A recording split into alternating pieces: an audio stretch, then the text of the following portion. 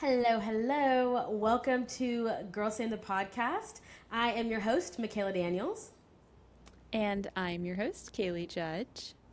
We are so glad you're here. If you are wanting to connect with us more, you can find us on Instagram, YouTube, Spotify, Apple Podcasts. Am I missing anything, Kaylee Judge?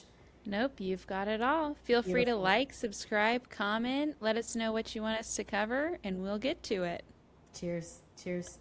So fun. I am actually really excited about today's topic because I actually think this is something that Kaylee Judge and I both do pretty well, if I'm being honest. But as I was kind of thinking about the topic, I was kind of convicted about certain aspects of this. So today we're going to be talking about the lost art of hospitality, what it is, why we should practice it, and how to practice it.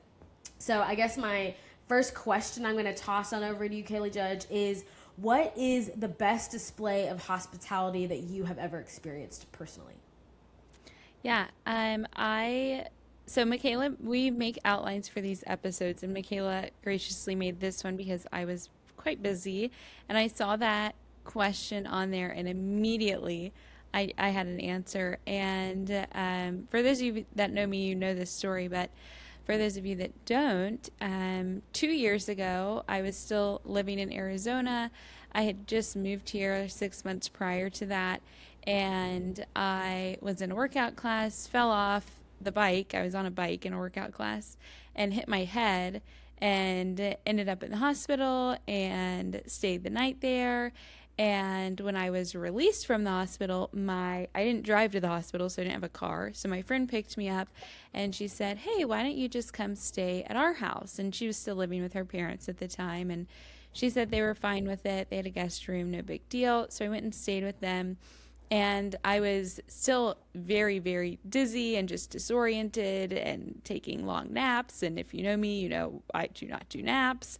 And I stayed there, I think it was 4 days. They just let me stay, cooked me dinner, let me hang. It was over the 4th of July, too. So let me hang out with them for the 4th of July. And it was just really, really sweet. And I honestly, like, it made that time period so much easier knowing that there was that support there and like a place to go. So that was, I would say, extreme hospitality because they let me stay at their house and fed me and made sure I was okay. But what about for you, Makayla? Yeah, no, that's such a great example, and I love that and love that story. When I was in college, one of the summers, like in between semesters, I actually went and lived in Ecuador and lived with this random family, like through this program through my college. It wasn't just like that random, but this random family that spoke not a lick of English. So that's a whole separate story for another time. But stayed with them, and they had this very small home, and they were pretty poor. The wife had undergone a lot of health problems, and they had sold so much of their things and moved into a smaller home and all the things because of her health conditions. And thankfully she had been recovered, but just still were in a lot of medical debt, and she was unable to work because of her medical issues and everything like that. And so they just didn't have a whole bunch of money. And my first night, I remember being so overwhelmed for multiple reasons. A, the altitude is extremely high in Ecuador. Like the base of the city is 10,000 feet elevation. And so my head is hurting, and they're speaking to me only in Spanish. And I understood a good bit of Spanish, but still was like just overwhelmed. And these are complete strangers, and I'm living with them for 2 months. And they're showing me around their home, and the dad, who I called Papa, like I called them Mama and Papa. When we met them, they were like, "Call us Mama and Papa," which was just the best. And but he just showed us around the house, and he looked at me, and I'll just never forget this. But he looked at us, and he said, "You know, our home is small, but our hearts are big." And he said it in Spanish, and I just was like, "Oh, like that's the sweetest thing ever." And they lived that. But I think it's important that we just talk about, okay, like, what is hospitality? Why does it matter? Because I think a lot of us hear that word and we're like, okay, that's hospitality gives like 40-year-old mother with her own home and beautiful kitchen and all of the things and everything put together. And so I think the first thing that we need to like understand when we talk about hospitality is that it's not a suggestion. The Bible isn't like, hey, like whenever you feel up to it, when you get a little extra money in your paycheck, when you have a little more time and room and you're not as busy, invite people into your space in your home. No, it's actually a command. And so literally I was just looking through like where in the Bible does the Lord say that we need to be hospitable, and it's everywhere. But I specifically liked this verse in Luke because it's not talking about being hospitable just to your friends. And I think that was the space that I was convicted in. Hospitality is not hard for me. I do think it like is very easy, but how often am I bringing people into my home that maybe I'm not necessarily eager to be bringing into my home? And so Luke 14:12-14 says, he said also to the man who had invited him, when you give a dinner or a banquet, do not invite your friends or your brothers, for your relatives or your rich neighbors, lest they also invite in return and you be repaid. But when you give a feast, invite the poor, the crippled, the lame, the blind, and you'll be blessed because they cannot repay you. So yeah, I loved that and loved thinking where it's like, no, invite the people into your heart, like your home and your heart that can give you nothing in return. So yeah, Kaylee, I want to just like hear where you're at. What is hospitality to you? Is it easy? Is it hard for you? Yeah, yeah. I think that's a really good point because usually when I, even now, think of hospitality, I think of inviting people over and people that I know. And I'm not, even people that I trust and kind of know, I'm not quick to host them at my house until we have a more established relationship, which is interesting because there's a few people on my mind right now where I kind of know them, but not a lot. And so I'm like, I think it might be weird if I invite them over. So now I'm like, maybe I should, this is my sign just to do it. But I think that's something, there's something very beautiful about hospitality. And if you've never hosted before, you might not understand this. But when you have people in your home, I don't know what it is. Maybe it's kind of like you're opening a window up a little bit to who you are and the way you live and how you function. And it almost is like a level of vulnerability that you have with them. And I don't know why it is because it's just like, oh, this is just my living room. But you kind of feel more connected to them. And maybe it's because people's walls can come down more when they're not, out in public and trying to be a normal functioning human in the world, and they can just relax and be themselves and feel at home but in your house. It's just something so beautiful about it in that way, and I don't really know how to explain it, but if you've hosted, I'm sure you understand what I mean. But yeah, I think that kind of going off what you were saying though there with the Luke verses, beyond just that it's a command, I think it's very clear throughout scripture too that we are communal people. We thrive when we're with others. We're supposed to be living in community and in companionship and around people. I mean, thinking back just to Genesis, right? Like Adam was there with all of the animals, which if you like, there's so many animals in the world. He was here with all of them, and it just wasn't right. It was not good. And so then Eve came along from the rib of Adam, and then that was good. And so, right from the beginning of creation, we're supposed to be with people. And I know that one is, about the helper, but still, it's just such a glimpse into the mind of the human, in my perspective, of that we are meant to be with others. We're not meant to be alone. And yes, you can have friends and you don't have to ever invite them to your home and things. But again, like I was saying, there's some sort of intimacy that happens when you have people in your home where they can actually get to know you a bit more. I don't know why, but I do know it's true. No, that's so good. And there's something about, like Kaylee said, when you welcome people into your space, that is another level of being known. Because I think another reason that hospitality is so important is because at the end of the day, if you're wondering, which, go read the book of Revelation, if you're wondering how all of life and all these things are going to play out, but it's going to end in a big meal, like a big, huge feast where we are all going to get to just be and sit at the table with the Lord Jesus Christ. And like, that's the ultimate place of hospitality. And because like we are all going to be sitting, if you are in Jesus Christ, like we're going to be sitting at that table knowing we don't deserve to be there, and knowing that we never could have earned our place there. We never could have strived or done anything good enough to like to be sitting at the table with him. But because of the blood of Jesus, we are welcome into his presence. And that's what hospitality gets to be a picture of.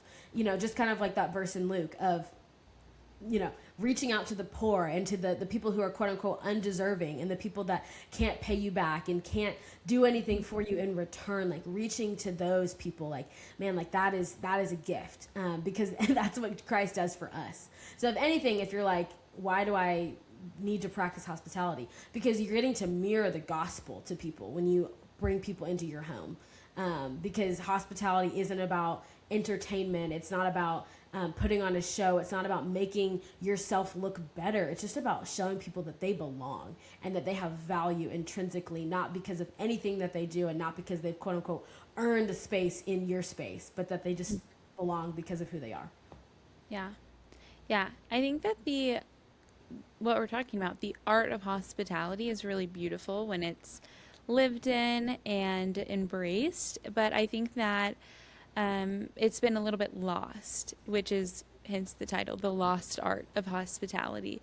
And so we did want to talk about why we think, at least there's not like market research that we've done about this, but why we think this art has been lost. And I wanted to start with, which I've fallen into this occasionally, is that we can confuse hosting or hospitality with entertaining people. And a lot of times I will orient hosting and being hospitable around an activity or an event or something to do. And something that I think Makayla and I and our other roommate did exceptionally well throughout our time living together in college was not having an event. Don't get me wrong, we were great at hosting an event, a party, a holiday celebration. But we were also really good at just having our doors open and being available to people. I feel like all the time one of us had someone over, one person or two people, and it wasn't like, oh, so and so's coming over and we're gonna cook a meal and then play this game and then we're gonna, do arts and crafts, and then it wasn't this ordeal. It was just, hey, they're coming over, they're bringing their lunch, and I'm making mine while they're here, and then we're gonna eat together, and that's it. And it wasn't something that had to be planned and perfected and created and organized. It was just, hey, we're living our life and we can do these 2 hours together at my house, and that'll be great. And I think that there's something super beautiful about that, because it's even going back to the vulnerability of it all, it's even more vulnerable, in my opinion, to do that, because you might have someone over, you've got laundry on the couch, you've got dishes in the sink, and you're sitting at the table eating a meal. And that's totally acceptable because they feel welcomed into your space. They feel like it's a place that they can be and be comfortable and be themselves. And that's really the goal, not to have a performance in a show, of some fake life and fake home and environment that you might live in. Yeah, that's so good. As you were talking to, it just reminded me that we were so broke. We didn't have much space or capacity to even do and perform and put on a show. And when we did, it was like scrounging up, like getting the quarters out the couch kind of thing, because we just didn't have the money for it. And so it was just like, well, this is what we're gonna do, or we're gonna go to Cookout, this restaurant on the East Coast that is like open all hours of the night, and go and get some fries and milkshakes and just hang out. And they're like $3 everything. It's so just like there's no performance, and there wasn't the means to do that. And so part of me as we're talking is just like, man, let's go back to that mindset of, yes, now we have big girl jobs and can aspire to more things. And I think as your income grows, your appetite for bigger and better can as well. But man, that doesn't have to be the case with hospitality. And I think for me, I know for me, like Pinterest and social media and all of those things make it really easy to want to just glam things up for the sake of aesthetics and for the sake of a picture and a post and all the things to make it look the way that is pleasing to other people. But that is not the point. Like, man, like if people leave your home and are like, wow, that was an okay night, but wow, the decor was stunning. Like, what I've was never, accomplished? I know, can confirm I've never said that about anything. Even if the decor is top tier, I've never looked back at a night and been like, waste of time, but cute flowers, you know? Really? Because I feel like Loki, I've been like, well, like at times, I'm like, She said, well, not me. I'm a details girl. I'm a details girl.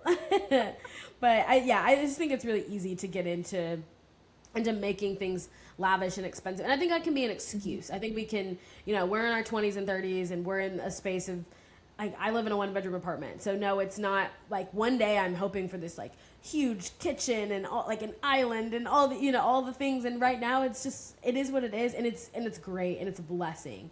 And so like everything that the Lord has given me, like I'm blessed to be a blessing to others. And so how can I be hospitable to people and just welcome them into this space, into this space that is small and that's, not the best and not the biggest and the brightest, but that is just, it's mine and it's what I have and it's what the Lord can use. Yeah, yeah. So I want to talk now. I'm sure other people have other thoughts about why hospitality has been lost, but I think it'd be important to talk about how we get back to it, back to that heart of it. And I think that first and foremost, going right off this conversation, is just to lose the idea that perfection is necessary to have people in your home, that a bunch of prep work needs to go into having people over and hosting them and making them feel welcomed. Most people do not need a big hoopla shindig to feel like they can come hang out with you at your home while you do chores and talk on your couch, and they don't need it. So forget about that because I'm sure you don't expect that from others. So why are you expecting that people would expect that from you? So losing that idea, I think, is a great place to start. Yeah. And I think too, there's a portion of hospitality that we've lost because we've become so independent. And we've gained this space of like, well, I can just have it DoorDash to me, or I can just, I don't have to, like that's too much effort and too much work. I can just curate what I want to curate and be independent. And so I think to get back to the heart of hospitality, you have to lose some of your like hyper independence. And I'm talking to myself. Yeah. I'm very independent. I'm very self-reliant. And so it's like, wait, no, like I can let people, for me, it's like letting other people come into my space and, bring something and be, and not just like, well, let me make it perfect and let me make sure that no, it's just like, I can be casual. Like it doesn't have to be crazy. It can just be that like I'm here and I don't have to make it sure it's all together and put together, but I can just show up and I don't and let people show up. I don't have to like hold on so tightly to this space of like, no, like I got it, I can do it on my own. Because no, like right. that is a barrier to welcoming people in. It just creates a space where they're like, okay, well, why am I even here if you've got it all, if you're holding everything by yourself? Right. Yeah.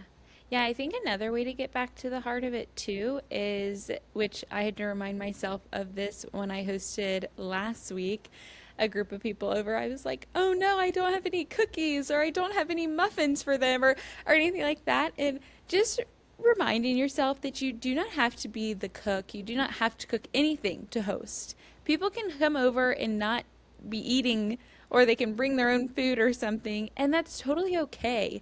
For some people, this might be a relief because you hate cooking or you're maybe not very good at it. And for others, it might be a relief because you're just busy and life happens and you don't have time to make a meal for 8 people or 5 people or right before you're hosting them because you realize that the table's full of crap and you need to clear off the table so you don't have time to put cookies in the oven. And it's okay. Because I'll tell you what, I had friends over the other night and I was going to make cookies and I didn't. And none of them once were like, man, I wish you would have made cookies, or darn, it would have been nice if you would have done a bunch of prep work and gotten us food. Because they're your friends, so hopefully they're not hateful to you and they'll give you some grace. So true. No, that's so real. I think too, this is such an interesting concept because this is the opposite of me, but I think the space that like you don't have to be extroverted to be a host. I think a lot of times the expectation is someone who is loud and outgoing and bubbly and all of those things. But I also think hosting can be this very small moment of just you and one or two other people, and just like getting to just make yourself known. And it's, again, like I said, it's not about being impressive to people. It's not about being a standard or whatever you think you should be for people. It's about just making room for people. And so anyone can do that. I don't care what if you're like, I am the most introverted person on earth, you need people. And so like, make room for one person. You know, for you, if it's just one person at a time, like that's huge, and that's a difference. And it's helping people see and know that they are loved and seen, and that they're welcome. And so just don't get stuck into the lie of, well, I don't have, you know, what it takes because I'm not this, I don't know, gregarious. Is that a word? Gregarious. That's what I'm saying. Your face. Don't get stuck because you're not gregarious, or because you're not just like the life of the party, like vibes, like, oh, like people wouldn't define you as fun. Like, no, you have something to give, friend. Like, you have something to offer that is important and that is necessary to the kingdom of God. Otherwise, you wouldn't be here. Yep, that's very true. I think a couple practical tips too for when you do have people over, especially for maybe our more introverted people who don't really love the idea of this, would be to ask questions. So if you're not having a game night or something like that, you might think, oh, it's going to be weird and awkward. But you're basically going out with these people, except you're at home. So when you go out with them, it's not like you're sitting there shopping or at coffee just staring at each other saying nothing. You might need to warm up to it because you feel uncomfortable with people being in your home. So come ready, ask some questions, and it doesn't need to be anything profound, or it can be. You can have one or two things in the back of your head that you're like, in case the conversation goes flat or it doesn't really go anywhere interesting, I'll just slide this one in. And I know Makayla shared in previous episodes, she keeps a running list of questions to ask people. So maybe you should do that and just have them in the back of your mind. And I think too that starting small is really helpful. If you've never hosted before, have one person over or two people over. If you're a couple and you have a home together, maybe have a couple over that you would like to get closer with, that you kind of were hoping to become friends with or something. You don't need to host a giant party or something for the first time you're being hospitable, but just open your door to somebody and see how it goes, and then go from there. Yeah. Kaylee Judge knows what I'm about to say, I'm sure. But I love, love, love the game We're Not Really Strangers.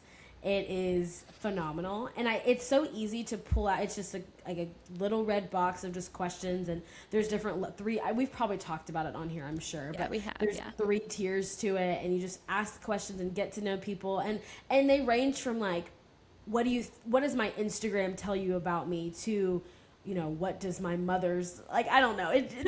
They're deep, and they're, you know, it's a variety and all the things. Yeah.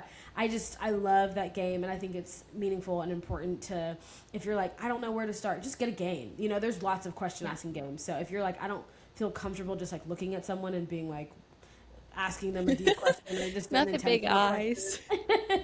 Please don't stare at someone like that on your couch. Do not. They'll want to leave. Yeah. But yeah, I think the last thing too with hosting, and this is, man, as I was thinking about this and processing this one hits home for me of, it is not about you. Like, you hosting has nothing to do with you. Like, if you end the night and no one says thank you, no one pleases, like, is like, I'm so just like, wow, I'm so in awe of you. I'm just like, want to praise you and all of your work and all of the things, like, that's okay. Like, that is okay. And again, that's not what it's about. If people leave your home and don't say thank you, but are more connected and more joy-filled and feel more seen because of you just opening your door, like literally just being like, come in and like sit down, here's a glass of water, you know, like, man, like that's what hospitality is at the end of the day. Like, we know that that Jesus wasn't here for people being perfect or people being put together. He just wanted their hearts, and he just wanted to be with them and see them. And so just know, like, you get to be a part of the ministry that Jesus did on this earth and is continuing to do as a work of, like, through the Holy Spirit in us on this earth, when you open up your door and when you're hospitable.